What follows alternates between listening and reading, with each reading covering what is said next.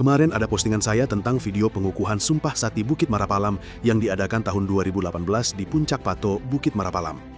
Dan ternyata, saya banyak melihat komentar dari orang non-Minang, bahkan dari orang Minang sendiri, yang mempertanyakan begini.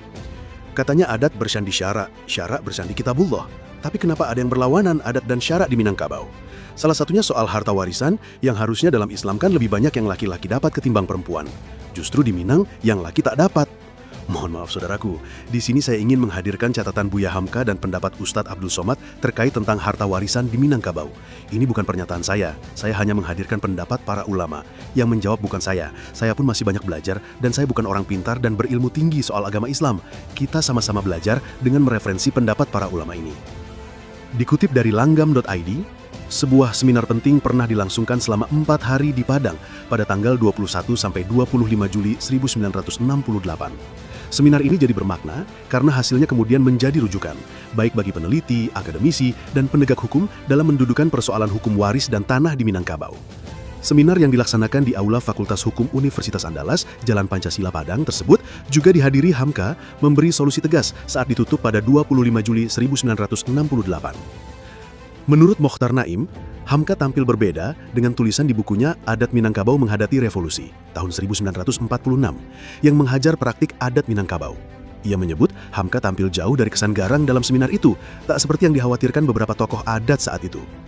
Hamkalah yang mengusulkan formula jalan tengah dalam menyelesaikan sengketa waris di Minangkabau, bahwa terhadap harta pencarian atau disebut pusako rendah berlaku hukum faraid, sedangkan terhadap harta pusaka tinggi berlaku hukum adat. Di langgam.id, Mokhtar Naim juga mengatakan, formula ini kebetulan cocok pula dengan hasil kesimpulan mufakat dari para nini mamak, alim ulama dan cerdik pandai Minangkabau bulan Mei 1952 di Bukit Tinggi, yang antara lain juga dihadiri oleh orang tua kita, Haji Agus Salim. Menurut Inyi Rasul, ayahanda Buya Hamka, harta pusaka tidak sama dengan harta pencarian. Harta pusaka dinilai sama dengan harta wakaf atau harta musabalah yang di zaman Khalifah Umar bin Khattab dimanfaatkan untuk kepentingan umum. Kondisi itu mirip dengan pusako tua di Minangkabau, yang memang keberadaannya tidak mudah dijual begitu saja. Syarat untuk menggadaikan saja berat. Pendapat Inyi Rasul serupa dengan pendapat Syekh Sulaiman Ar-Rasuli, yang juga merupakan murid Syekh Ahmad Khotib. Itulah pendapat para ulama Minang terdahulu yang dikutip dari langgam.id. Ustadz Abdul Somad pun pernah membahasnya di sebuah ceramah di salah satu masjid di Riau. Yuk kita simak. Dia tak faham. Tanya dulu baik-baik.